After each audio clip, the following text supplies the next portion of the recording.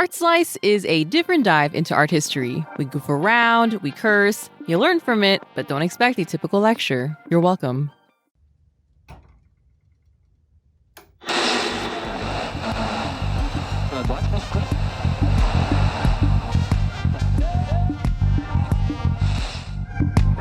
Welcome to Art Slice, a palatable serving of art history. I'm Stephanie Duenas. And I'm Russell Shoemaker, and listeners, we missed you So much. It's so good to be back in those precious little ears, those fuzzy little ear hairs. Ooh. Stephanie, you know what I'm talking about? Those little fuzzy white ear hairs. Yes, I do. So Stephanie, what are we talking about today? Today is part one of Our Lady of Purpose, Hilma of Klint, in which we will discuss a group of her works called The 10 Largest, painted in 1907, tempera on paper, mounted to canvas. So we should say here, listeners, that we came to find out huge parts of Hilma's life, her story, were just being plain overlooked. Most of what's out there either reduces Hilma to just this mystical, occultic outsider artist who, quote, spoke to ghosts, or frames her as the inventor of abstract art. Right. I mean, neither of which are true at all. I mean, She did not stumble into anything accidentally. Right. It sounds good for a movie premise, but it's incredibly reductive for Hilma because she worked with such an intensity and purpose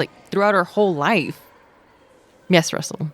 You have your hand raised. Stephanie. Yes. Do you want to seek out the truth? Yes. Do you want to hone your ability to tap into flow states to better manifest your creative vision? Yes. Through meditative and clairvoyant practices? What? Do you want to see beyond this physical world's perceptions? Are you offering me LSD? I'm not doing LSD again. Last time I thought I saw Karl Marx, but it was a homeless man in a hospital parking lot. Anyway, do you want to, after lives upon lives, finally reap the fruits of your astral seeds and evolve back into your home within what I've decided to call the God Bod? The God Bod? The God Bod. What's the God Bod? Don't worry about it. Oh my God, I'm afraid to answer. I'm afraid that somebody's listening. Don't worry, to Stephanie. My answers. I've actually picked out some very tasteful astral chore coats for us all to wear. Okay. So it's going to look pretty sharp. Okay. Well, allow me to introduce you to Madame Blavatsky, a Russian philosopher from a wealthy family who said in 1845, mind you, fuck all this, I'm going to go out and explore the world by myself as a woman. Pretty bold, right? So she said fuck you to her fortune. Yeah. Okay. I guess so. I don't know. So she's hanging out in Europe, Africa, Asia, the Americas, and then she falls in with this group of spiritual teachers. Okay. Some, Stephanie, who she met in person, others whom she would communicate with via an astral Zoom call from the White Lodge. So this is like David Lynch reference number 20 on Art Slice, right? I think we've severely underestimated David Lynch's references. Okay. Eventually, she ends up in Tibet. I don't know how. It was a place that was impossible to get into or out of at this time, and she trains for years to gain a deeper understanding of the synthesis of science, religion, and philosophy, which would become the tagline for her major book. Okay. Now, we should say here, Steph, she almost certainly made up the Tibet stuff, okay? Right. She was caught conning some supporters via an astral postal service. Okay. She tried unsuccessfully to become a secret agent for the Russian government. And she had this weird root race theory that kind of sort of advocated for some good old-fashioned colonialism. We were all doing it at the time, right? There it is. Who's we? Anyway. But she eventually hunkers down to write a monumental book called The Secret Doctrine. Not so secret anymore. Yeah, well, you know. Okay, Stephanie, so she names this religion Theosophy. So she officially formed the Theosophical Society in 1875 in New York City. With Henry Olcott, who was a well-respected socialite. So Henry's involvement quickly lent the society legitimacy. There are two things going on here at this time that really pried open the doors for Theosophy. First, there was a budding fascination in the occult. So wild stories of spirits creating ruckuses at seances. Oh. That meant that everyone was getting on board, right? I gotta go out, have a seance, see what this shit's all about, gotta resurrect my granddad, get that crab cake recipe that I really liked from him. At the same time, science was making major breakthroughs, right? So electricity, X-rays, radio waves, atoms, quantum mechanics, dark matter. Not to mention, it was becoming easier and easier to travel across the globe. So folks were being introduced to all these new ways of life, all these different ways of thinking. Including Madame Blavatsky herself. Including Blavatsky, yeah. So there was this expansion of the possibilities in the imagination of everyone, right? And here's Blavatsky over here waving her hand saying, hey, I can show you how all these things are connected, and then maybe a little bit more, right? So theosophical chapters quickly spread to major cities all over the world. That is right, listeners. A woman started a religion in the 19th century. That's yeah, a big and actually, Theosophy would do away with societal gender roles, so women were also within the jumping society. on board. Yeah, okay. So she was into that too. So we should say here, listeners, we've been accused of being godless, wisecracking communists, but we're really probably agnostics who are maybe a little bit communist curious. As long as, we're wearing some cool chore coats. We like chore coats. Yeah, okay. Matching chore coats. Anyway, as an outsider, Theosophy looks like a hodgepodge of ideas. Some that are probably insightful. Most are very convoluted. I'm sorry if you're a Theosophist, but as an outsider looking in, very difficult to crack. Blavatsky took these scientific breakthroughs, said we're not going to stop here. We're going to explore the world beyond reason, right about where science stops. Okay. These scientific discoveries, they're here because this astral world exists all around us like an embryonic sac. Evolution is real, but it's not random. It's very, very purposeful. The physical world and all the organisms on it are constantly evolving, much like how a baby grows in a womb. And if you recognize this, if you seek the divine, if you harness your unique spiritual faculties, you too, Stephanie, can hone in and utilize the unseen all around you and find your place within the divine God bod. I didn't know that's what I wanted to do. No, you do, yeah. You want to be a part of that God bod. You already are a part of that God bod. I just have to accept it. You got to accept it. Okay. Find your way back. Back to the God bod. Yeah, back to the God bod. She connects science, philosophy, Hinduism, Christianity, Buddhism, reincarnation, and puts kind of an occult spin on them. Okay. And look, I'm not making fun here. There are, I think, like a lot of similarities in world religions, personally. And even I think they share some traits with science and philosophy. I mean, ideas happen simultaneously all the time. We're all trying to figure out why we're on this earth. So Blavatsky finishes writing The Secret Doctrine, and she passes away not too long afterwards. But Theosophy lived on, and it actually still lives on. Really? Yeah. Eventually, The Secret Doctrine and a book by her successors called Thought Forms would make its way into the hands of artists like, and I'm not sure Stephanie's heard of any of these, Vasily Kandinsky, who actually quotes Blavatsky in his book concerning the spiritual and art. Piet Mondrian, who actually had a pinup of Blavatsky in his studio. Not as dirty as it sounds. Agnes Pelton, Kazimir Malevich, the Baroness Hilma von Riebe, if you remember her from the last episode. And of course, the lady of the day, Hilma af Klint. It turns out this way of conceptualizing the seen and the unseen just spoke to these artists who were already tinkering with the edges of art. And if you're a sensing, feeling, interpreting artist, Blavatsky is giving you permission to take a look at the world around you, see the unseen, right? And then from nothing but nuts and gum and your own curiosity, create something tangible, something that is able to traverse from the invisible world in your brain to the observable world. What a time to be an artist.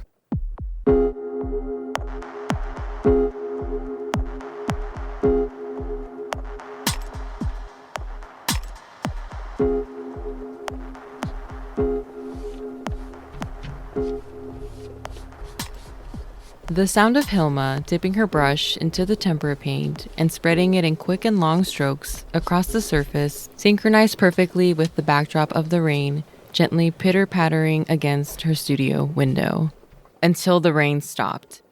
Then all of a sudden, it felt like all of the air had been sucked out of the room. Hilma came to present consciousness, the here and now, as she felt a warm glow on her face. The sun had broken through the clouds. She stood up from her place on the floor and walked towards the light. The garden was illuminated with afternoon sun rays, casting shadows on the ground. Everything was brighter, clearer, crisper. The greens on the many trees that lined the park, the soft colors of the surrounding buildings, all seemed to have a vibrancy from the sudden rain showers. Even the puddles the rain had left seemed just as bright, small pools of abstracted shapes. Remembering the brush in her hand, she was reminded of the fast-drying tempera paint she had abandoned. As the air filled her studio room again, she quickly made her way back to her place on the floor to paint on the surface of her current work which was just as vibrant as the scene she had witnessed, except what she had captured would not fade away after the sun had set.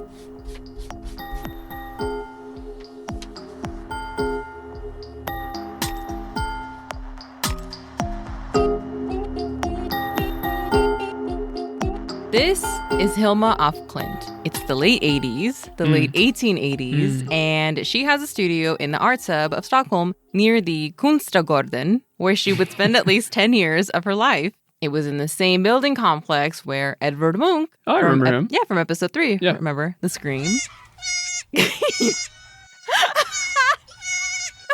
Okay, so Edvard Munch had an exhibition there in 1894, and this is all to say that Hilma was at the epicenter of creativity in Stockholm at this time. She's surrounded by it. She's surrounded by artworks. She's surrounded by galleries, the TGI Fridays, and, you know, maybe like a cheesecake factory here in the future, right? Yes. Okay. Listeners, there's a TGI Fridays there. That wasn't just like an image out of my brain. It's there now. Yeah. Luckily for us. Otherwise, we would have nowhere else to eat. Gross. No. Anyway, this is to say, listeners, because there is this preconceived idea that Hilma af Klint was some outsider mystic artist, and let us just dispose of that notion right here and right now. She would go to the Cheesecake Factory, have a little meal. She was very well educated. She was surrounded by art, and she would travel to see art throughout Europe. Let's think about Frida Kahlo. There is just this romanticized lore of an outsider artist making it big. But even Frida, while she wasn't traditionally trained, her high school was immersed in the arts. She actually watched Diego paint murals at her high school when she was still a student. Hilma was actually making money from her work. She was exhibiting her paintings, and not the paintings we're here to talk about today, but some very nice landscapes. Stephanie, we do have one of her paintings right here called Summer Landscape from 1888. Oh, okay, yeah. Let's have a look. So we're looking at a nice en plein air painting. Oh. It's a sunset. We're surrounded by tall grasses, which you know I love, and a little dirt road winding on through those tall grasses. Yes, so where the sky meets the earth and the trees get kind of lost in the sky in a mosaic of paint strokes. It looks a little bit like the way Van Gogh painted or the way Monet would emphasize color, but much more subdued. She's flirting with what the Impressionists were flirting with, but she's not quite taking the same leap here. It's still a landscape. She's just winking at him, you know. Kind of. But it feels like it's just a little out of focus, which is how this would appear to you if you were standing here at this time of day with the light fading and the grasses slowly swaying in the wind like you dance. And this is all to say that Our Lady here knows how to paint. And even if it's not clear yet, we can tell she's working towards something, that she has like a purpose, for lack of a better term. And purpose in art is something that it's hard to define, but it's really easy to spot. Like you know it when you see it. It's intuitive. So how did Our Lady Hilma hone her artistic skills, you're wondering? She came from a well-educated naval family, and her parents enrolled her in Navy Cadet school, where she was exposed to mathematics, science, cartography, and botany. But what she took from all of that exposure was completely different than what her grandfather and her father took from it, right? They were all naval people. These sciences pushed her towards visual art. And her family totally understood this. She had their full encouragement. Her father's naval ties would help her become one of the first women to study at the Konstfack, aka the University of Arts, Crafts, and Design in Stockholm at the age of 18, where she would study for 2 years before ultimately moving on to the Royal Academy of Fine Arts. And that's a prestigious art college still to this day. And she was also one of the first females ever to attend the school as well. You get a sense from Hilma that even at this young age, she was not only talented and passionate, but she worked with that purpose we talked about. Yeah. By the time she was 20, she had command of classical techniques like perspective, shading, and composition. And you can see this in that summer landscape where the composition, the colors, they look so good. And I'm not a landscape guy personally. I don't know about you. I am. Okay. I'm a landscape guy. All right. We're looking at some of her studies, and I am just in awe. Yeah. Look at this image of this spiral staircase, this study. There are no lines. She has successfully rendered this by only using shading. This is why she got the studio at the Kungsträdgården. The Royal Academy actually awarded this to her after she graduated because she was such a kick-ass artist. She was selling her landscape paintings, she was illustrating children's books, and illustrating horse surgeries for a veterinary school. That's a different type of children's book for a different type of child. Yes. One who's like really into, parts and pieces of horses. Okay, sure. A little boy named Hans. Okay. You don't leave him alone with the pony at the pony party. Whoa, no.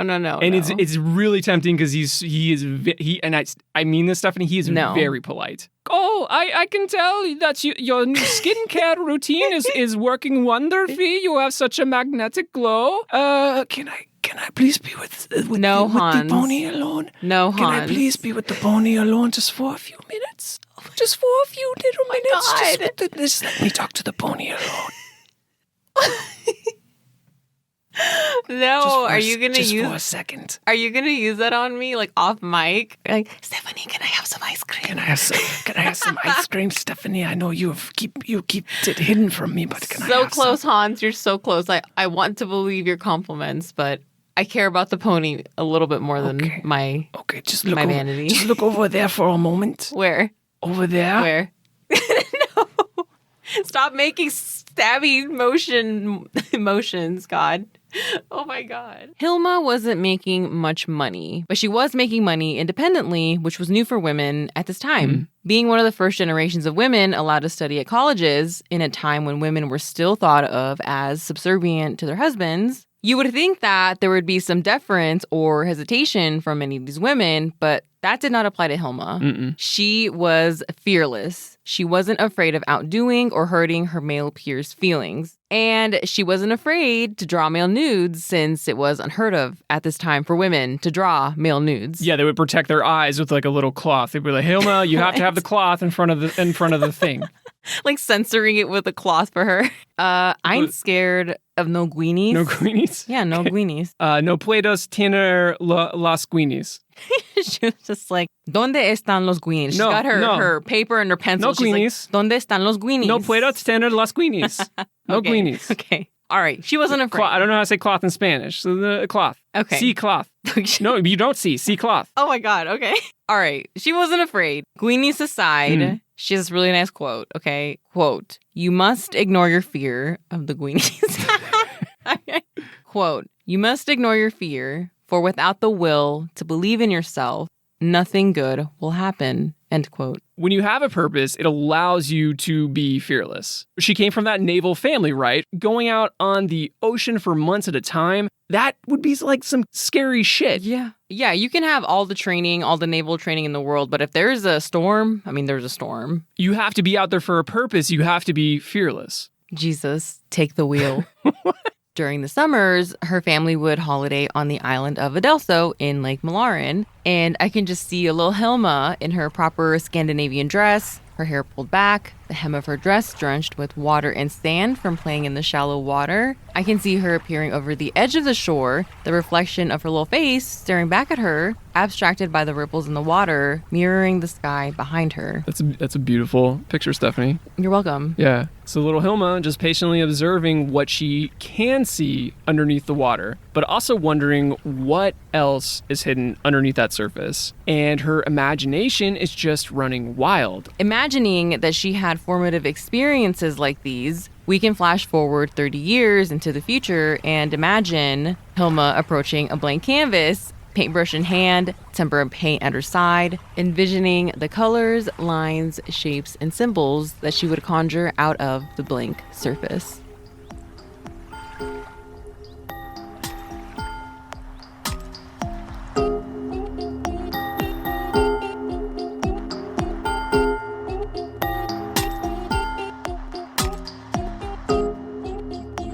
All right, so we talked about Hilma's artistic roots, so now let's discuss Hilma's introduction into the spiritual realm, which overlapped with her artistic education as a young woman. In the 1880s, all Swedish citizens were expected to be members of the national church, but the Swedes were also experiencing that same spiritual curiosity that sparked the rise of Theosophy. Everyone was going to seances on Saturdays, only to be found in the church pews on Sundays. Listeners, and not Russell because you hate scary movies. But Think back to any scary movies you've watched. Thank you. Where there are spirits involved. A lot of them have flashbacks to sepia tone images of people sitting at a table calling out to spirits. You know what I'm talking about? No, I don't watch those movies. I saw Bird Box once, and I couldn't even drive down a highway by myself without getting freaked out. Okay. I don't think there were spirits in Doesn't that matter, one. Same thing. Scary. Okay. So Hilma, too, began participating in seances and reading spiritual and occult teachings around 1879 when she was 17. And then she became even more fascinated with the spirit world after her younger sister passed away just months later. So Hilma gets her taste for the otherworldly. She isn't able to contact her deceased sister, but now her eyes have been opened to all of these worlds that she can't see. So she starts trying stuff out, right? She's trying out all these samples as if they're ice cream flavors, and the line to buy ice cream is growing longer and longer with every scoop she takes. She's that one. She's the person who's trying all the scoops. And she's taking her sweet time making like mouth smacking sounds like, Spiritism, Occultism, Rosacrucinism. And then she stumbles upon Theosophy, which just happened to open its first Swedish sect in 1889 when Hilma was turning 27 years old. She is one of the first to join in the membership. She's there. She wanted the giveaway for the first 100. Yeah. She got the canvas tote.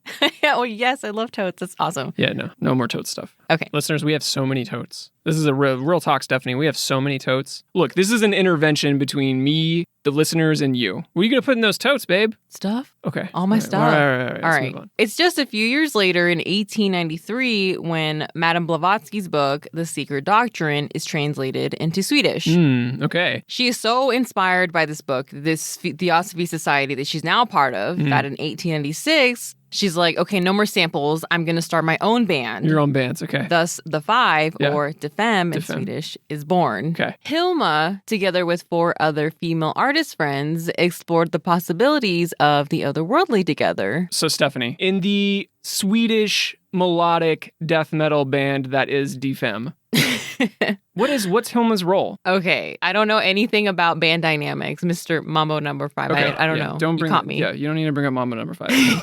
Too late. They would meet often to meditate, read from the New Testament, and then conduct seances. We actually have a picture here of their table, their seance table. Little seance table here. So there looks to be an early version of one of those IKEA rocking chairs. You know the ones. One, you know. And then it looks like there's this, it's a Pegasus cutout. Yes. And some nice wallpaper. I mean, it seems like a real rad place to hang out on the weekend, right? For sure. And then you can also see some pictures, I think, of Christian saints. I think that's the Virgin Mary and Baby J. Baby J. Do you see that? Okay. Yeah, that would make sense because they would mix in the Christianity with the Theosophy. Oh, okay. Make it a little more palatable. Yeah. The 5, they were attempting through mediumship to speak to these high masters. They were astral teachers who knew about the secrets of the universe. Right. So in order to contact these high masters or astral teachers, they would make automatic drawings. So automatism is a drawing technique that eliminates conscious control. So Hilma entered a trance-like state to transcribe messages and drawings as medium from these high masters. So for Hilma, this is a big breakthrough. When she began her spiritual exploration, it was more about talking to spirits, but now she's able to allow more of these evolved spiritual guides speak through her. Little does she know that these high masters and automatic drawings would give her purpose she needed to build one of the most stunning bodies of artwork we've seen in the 20th century. Stephanie, I'm trying to keep the Pachamons at bay, but they're getting too strong. All right, let's go to the Art Slice Pantry. Those little pantry pups they used to be. Automatism is a drawing or writing technique that eliminates conscious control. While drawing or writing, you are not actively controlling the marks on the paper that appear before you, or at least you are not thinking about them. Listeners, you've probably heard of automatic drawings before when there's been mention of surrealism. It's a bit different from what the 5 practice, but they are loosely linked. In surrealism, automatic drawing was pioneered by the English artist Austin Osman Spare in the early 20th century, who was, surprise, into the occult. The surrealists didn't use it for occultic purposes. The images and writings produced during an automatic drawing session were seen as coming from the artist's own subconscious and void of any rationale. The 5, however, considered themselves mediums. Through automatic drawings, spirits were actually able to communicate through them. While the automatic drawings were beautiful, much of the mark making was like, let's just say, static on a radio tuner. The point of the automatic drawing session was to tune into what the spirit was communicating, like a far-off radio station you're trying to hear through the static by turning the dial. So if you want to try out automatic drawing, you don't need to be concerned about the subconscious or astral communication. You can just relax, try to clear your mind, and just draw. Don't look at what you're drawing, don't try to draw anything, and vary your pace and movement when you're mark making. Just see what happens. Stephanie, a little punch from my babies. They're not the little Pantry pups they used to be. They're not. But they're still kind of cute, even though they're getting on in age. Let's get back to Defem. Okay. During a seance in 1906, Hilma was directly contacted by one of the High Masters to take on a project that was far more extensive than the automatic drawings that she had been producing with the Five. They were like, hey, Hilma, you want to go solo? You want to go solo? I'll make you a contract. The other women in the group were not willing to accept this commission, and they warned Hilma that the intensity of this kind of spiritual engagement could drive her into madness. But Hilma was fearless. So she accepts, and she begins to cleanse her body so it can be a vessel for this commission. All right.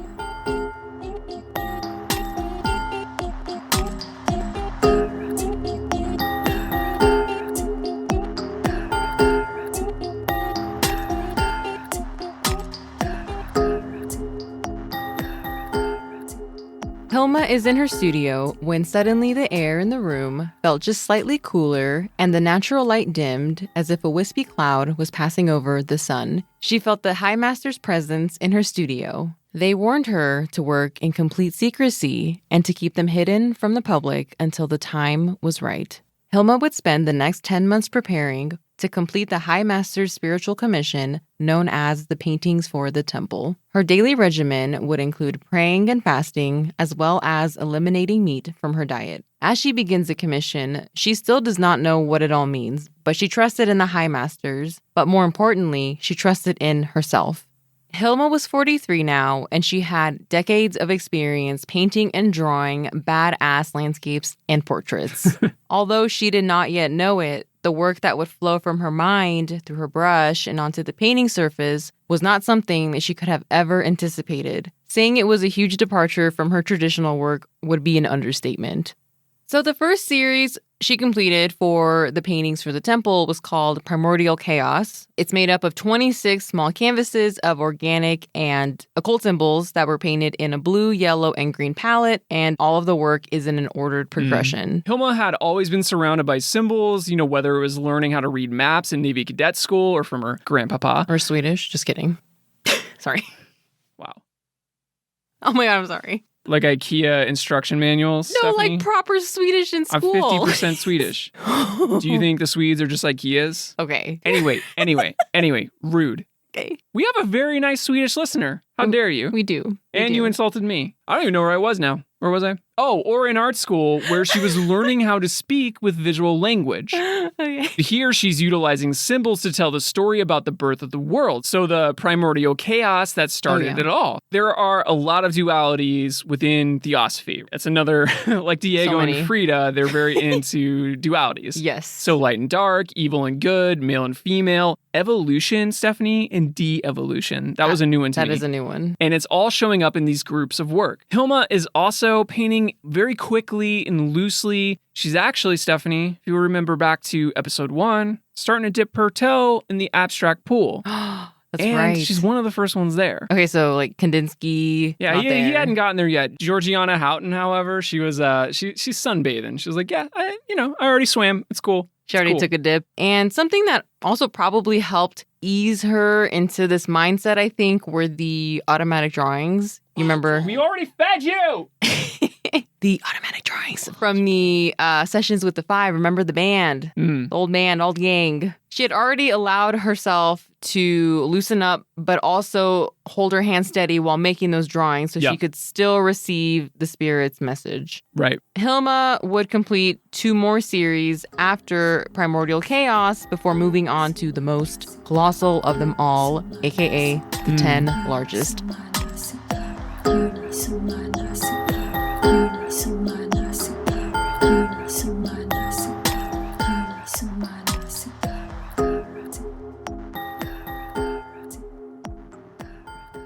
Thank you to musician H Ninja for letting us use her song Kara, which I thought perfectly matched the purposeful life pursuit of Hilma af Klint. The lyrics are in Pali, which is a sacred language of Theravada Buddhism. Yonisio Manasikara, which means appropriate attention or wise reflection, which I think are wise words, and a great way to live your life, or even, just a way to look at your creative pursuits in your studio time. And it's available on Bandcamp for name your own price, so go ahead and grab it and support the work.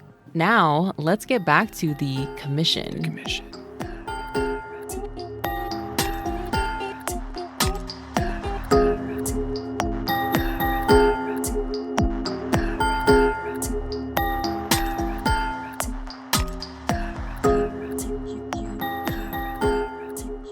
So listeners, this is a collection of 10 massive paintings. Unfortunately, we don't have time to talk about each piece, but luckily, Hilma has divided them into 4 stages of human life, which highlight universal experiences. While the imagery is abstract, there's actually more representation than you might notice when you just have a few minutes with these paintings alone at a museum. So whether you believe in souls and or in reincarnation or not, let's get on Hilma's plane. Let's get on Hilma's astral plane, Stephanie.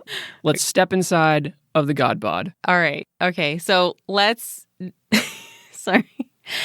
suspend our disbelief. It's like a little suit you put on. Chore coat? No, it's a God bod suit. Okay, gosh. Yeah. Okay, you can wear a chore coat over it. All right. So the works have universal themes that we can all relate to.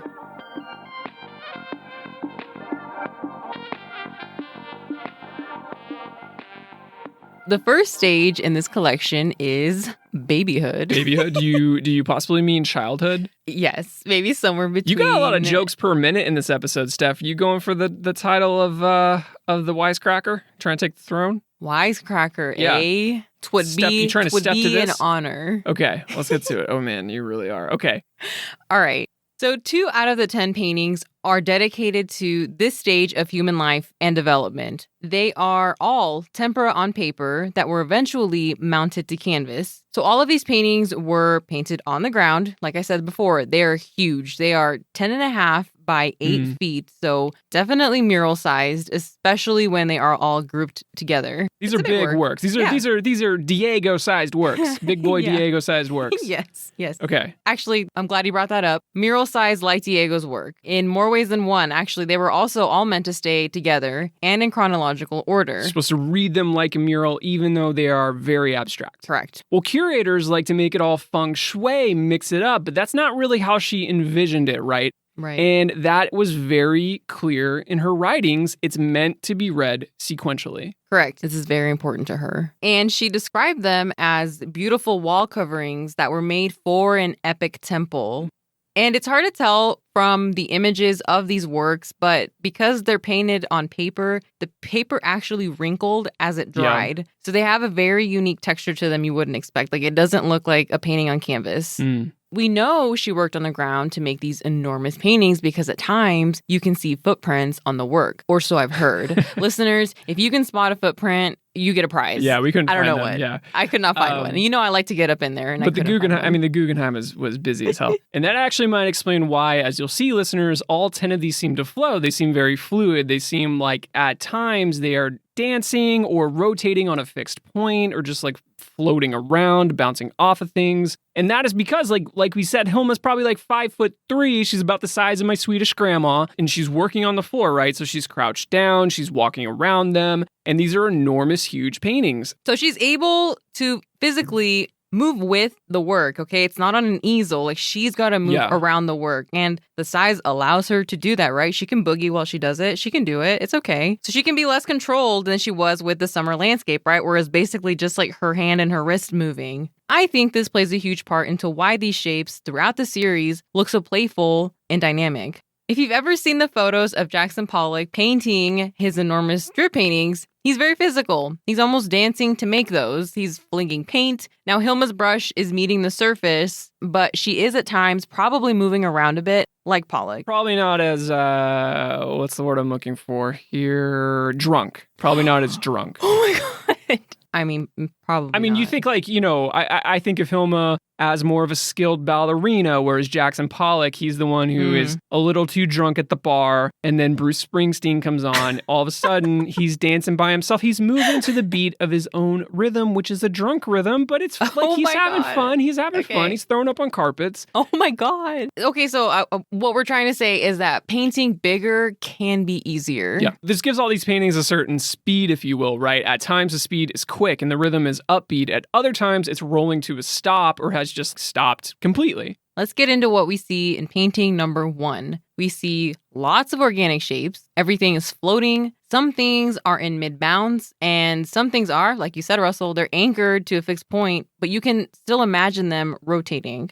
You kind of get the feeling that you're looking over into a scientific petri dish. Yeah, it's a micro-macro effect where you're not really sure if you've zoomed in really closely or if you're panning out. And then in the background, you see similar brushstrokes to those used in her summer landscape painting. And what that does is it lends this illusion of depth. It's not a flat space like in a purely abstract work. It mostly seems to mimic what it might look like to see lotuses on a pond's surface. And we have to remember, listeners, she's also painting with tempera. If you don't remember, tempera dries very quickly. Yes. So you're making a lot of brush marks. You get that effect if listeners, you're looking at home. These little brush marks gradate across the composition. So that is really due to using tempera paint. So she's running out of paint with each paint stroke. So some of the imagery that looks almost recognizable, we actually see in the wreaths. There are 3 wreaths here. 2 of them look like crowns of flowers, and the third could also be a type of flower that is sprouting tendrils. This reminds me kind of like raspberries because they get kind of hairy. Oh, yeah. Honestly, I'm getting kind of a Hawaiian shirt vibe here. You know, they're working at Trader Joe's.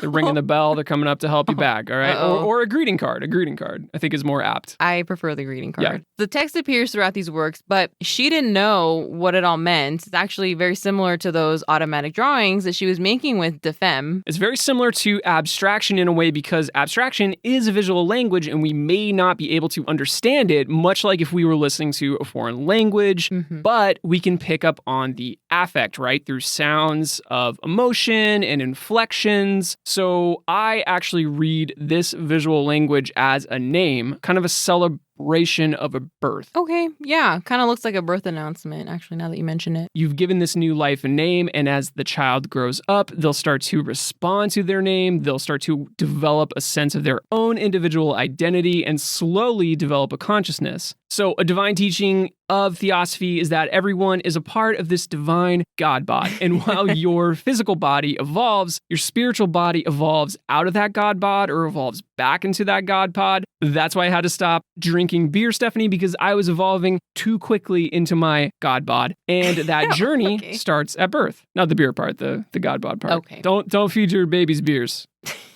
They'll get a little baby beer belly. Oh my gosh. Not cute. Okay. They also get a little surly. So Hilma is working with a foreign language, literally with the text, and she's working through what these teachings mean to her through this abstract visual language. So this is almost like her celebrating her own birth in a way. Seriously. But back to God bod, do you think there's a shirt out there that says God bod? There is now, artslicepod.com. Coming soon.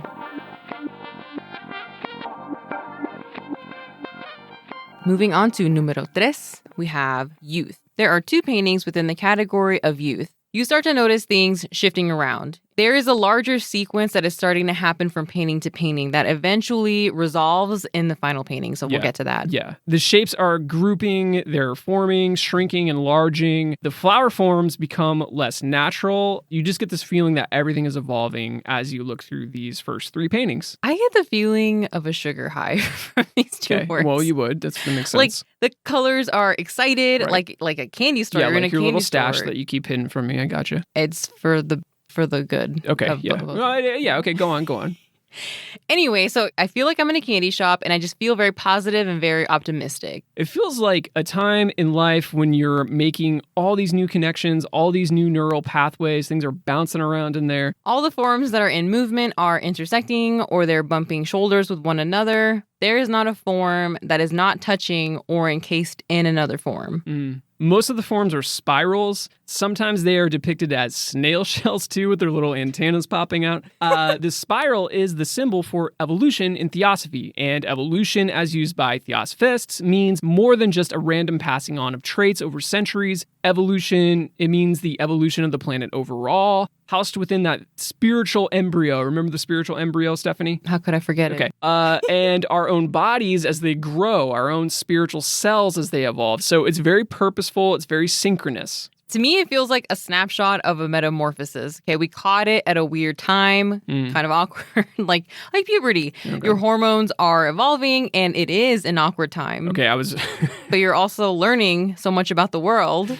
What? Okay. I thought you were about to make another Guini joke. No. So one of the snails is slowly traveling along the only geometric form in this painting, which is a rippling circle. And this little snail kind of reminds me of clock arms. And it's something that's going to show up a little bit later in other paintings. And then directly in the center there of that geometric circle is a propeller form, which is another, Stephanie, huge symbol in Theosophy, as you told me because you're an expert in this, a form that Hilma is going to come back to again and again and again, not only in this piece, but in later works. Wink. Winky. Wink, wink. Wink, wink. Winky, wink. Okay. So this propeller has split up the inner circle into quadrants, and it's here where Hilma has written Ave Maria, which means Hail Mary in Latin, in each quadrant. Like, we can actually read it. It's the only text that we can read. Yeah, so Hail Mary, pray for these hormone-riddled souls who are pimply and squeaky-voiced and horny. Blessed. Oh, okay. And their minds are probably too, they're on their Guineas too much.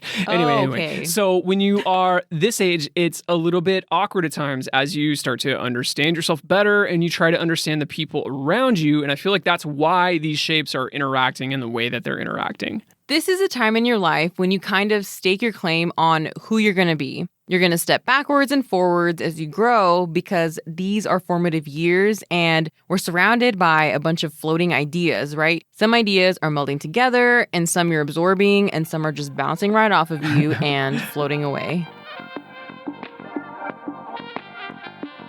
All right, moving on to numero 6, the second of a series of 4 categorized under adulthood. So we've all had our quinceañera, Stephanie, here. What? We're adults, we're grown.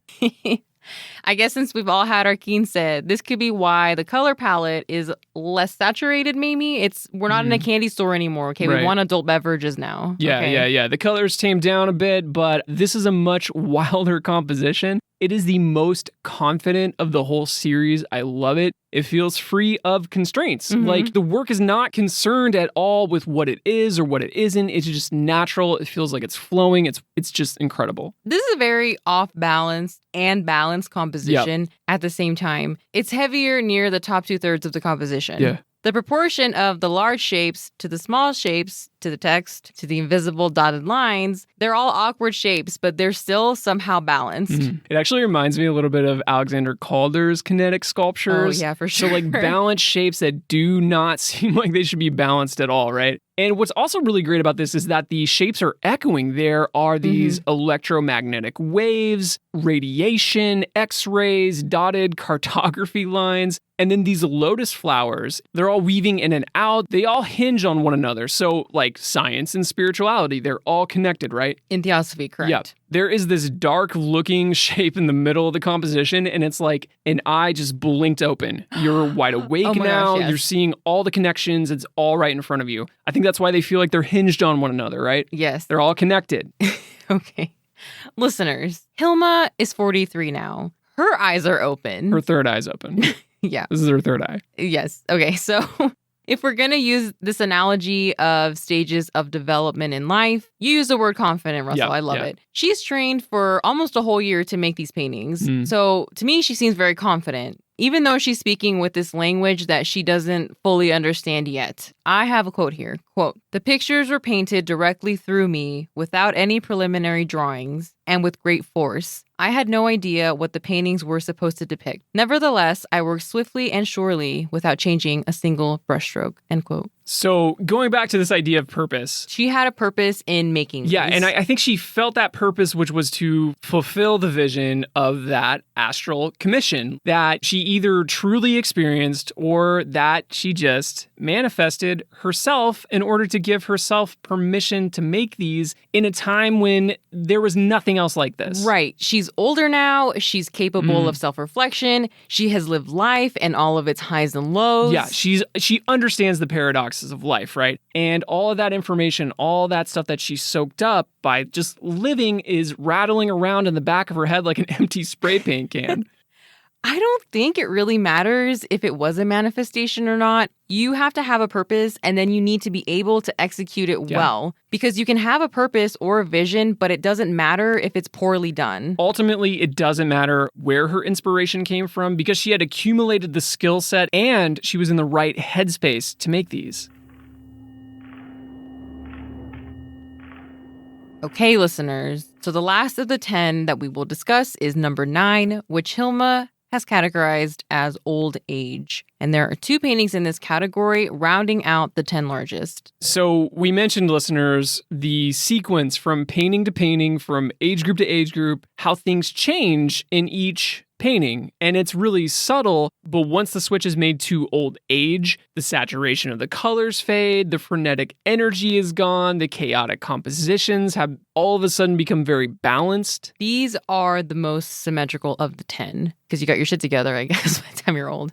And overall are much more subdued. And they are much more narrative. And that's the reason people relate to Hilma's work, because she speaks to them through a universal narrative. All while remaining abstract, right? Mm-hmm. It's like a soundtrack in a way. She doesn't really need lyrics to tell a story. I mean, she has some lyrics in this, but she doesn't need lyrics to tell a story. The components of the storytelling are all felt. So one of the narrative moments, if you will, is this one portion of the composition that is off kilter. That faded square in the background. We love that square. We love that square. It is faded red, and it's made up of these like beautiful little smudgy paint marks. Moment. This reminds me of a memory fading. We can see the outline of shapes that were once there. It's kind of like when you move a piece of furniture or a picture frame that's been there for years, and there's this dust outline, or you can tell the paint has faded around it. Well, maybe it's the absence of that frenzy from the earlier paintings. Yeah, she plopped the frenzy in a yard sale. She doesn't need that shit anymore, Stephanie. She's an old woman.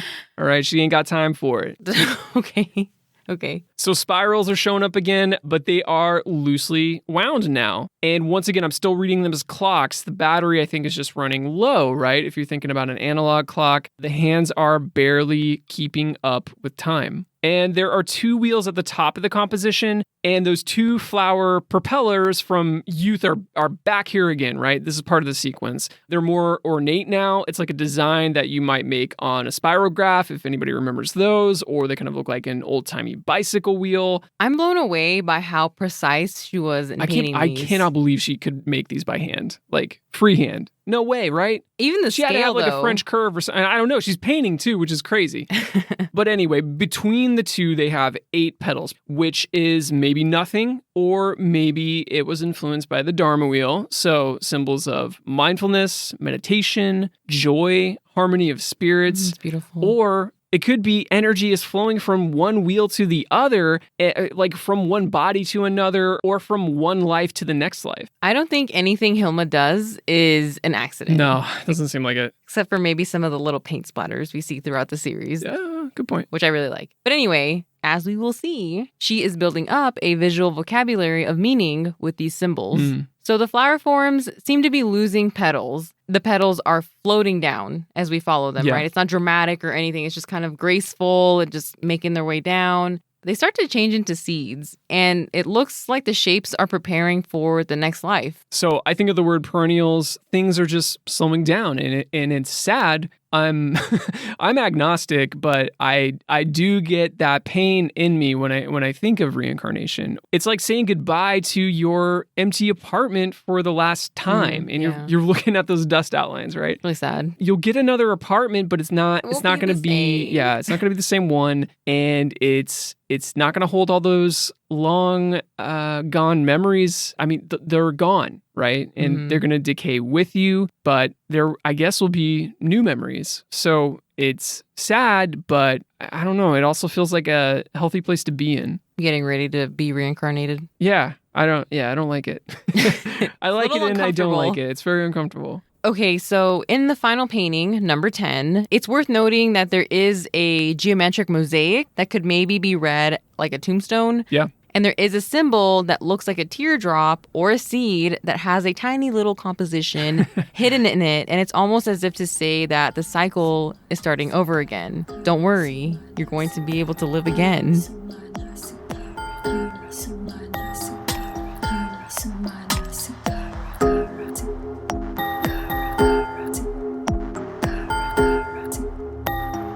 It's 1907 now, about a year after Hilma began painting the paintings for the temple. Exhausted but satisfied, she had just wrapped up painting the third series, The 10 Largest, which took her only 45 days to paint, meaning she spent 4 days making each one with 1 day's rest per painting. She had created these monumental and extraordinary works with a combination of elements the world had yet to see. Even though she did not understand what she was making in the moment, nor immediately after, her sense of purpose had carried her through the largest of the series yet. Although she trusted in the High Masters, she had also fearlessly believed in herself.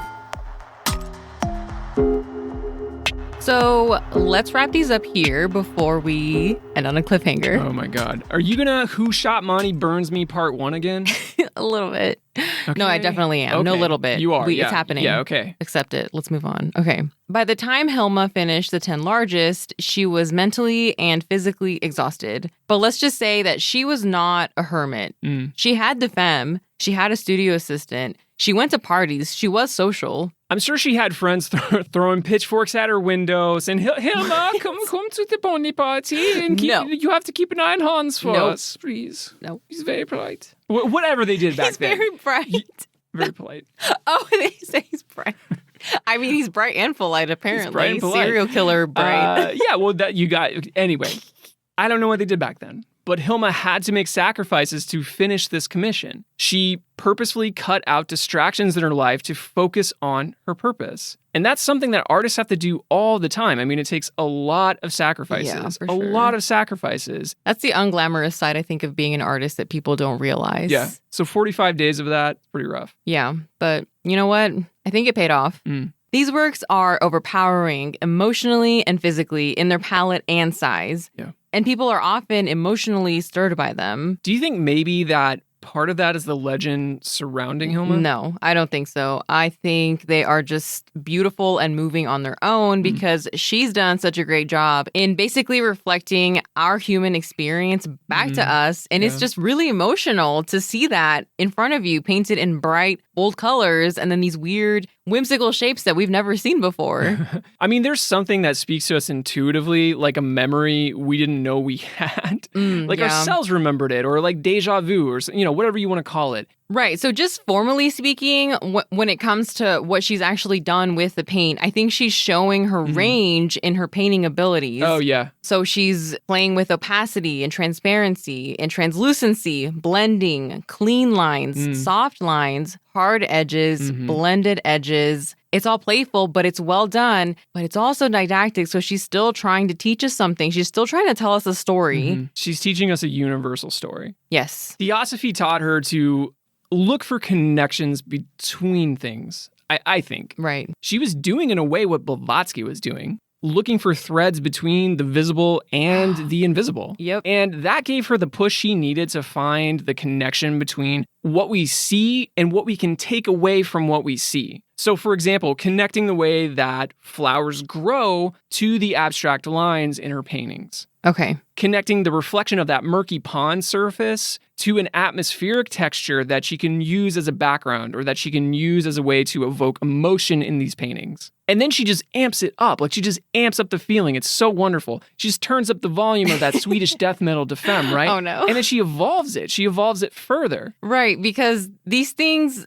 Abstract and representational, they really all coexist together, the abstract and the tangible. So what I can feel in my hand right now is just as real as my thoughts. Right. There is nothing purely abstract about abstraction. Nope. It is referencing something, like we talked about in the Kandinsky episode. Bit by bit by bit by bit, you take from that reference and you slowly eliminate the reference, but the lineage, the vapor trail is still there. You can still trace it. And I think that's why these are so wonderful. I think that's why people get emotionally stirred by them, is because that vapor trail is there. She's just in awe of the universe, like a child. Kids, they just create intuitively. And then once they grow up, we all, right, adults, spend the rest of our lives unlearning so that we can recapture that sense of awe and wonder. I think Hilma found that in Theosophy, and she never let it go. Yeah. This was a radical moment of growth for Hilma, personally, artistically, and spiritually. This is in sync with Theosophy's teaching that evolution is purposeful, it's not random. And Hilma's passion about life's evolution shows through in her paintings for the temple. Very few people had seen them during Hilma's lifetime, as she was instructed by the high masters to keep them secret. But Hilma thought she knew of someone who was worth breaking the promise for. There was someone who would surely understand her vision and could maybe even teach her more about the phenomena that had inspired these works. And that person was Rudolf Steiner, a prominent leader and metaphysical teacher in the Theosophical Society. The high masters would be understanding. But could she convince this busy man to travel all the way up to Stockholm, Sweden, from Berlin, Germany, to come and look at a stranger's secret paintings? You would think no, but actually, he agrees.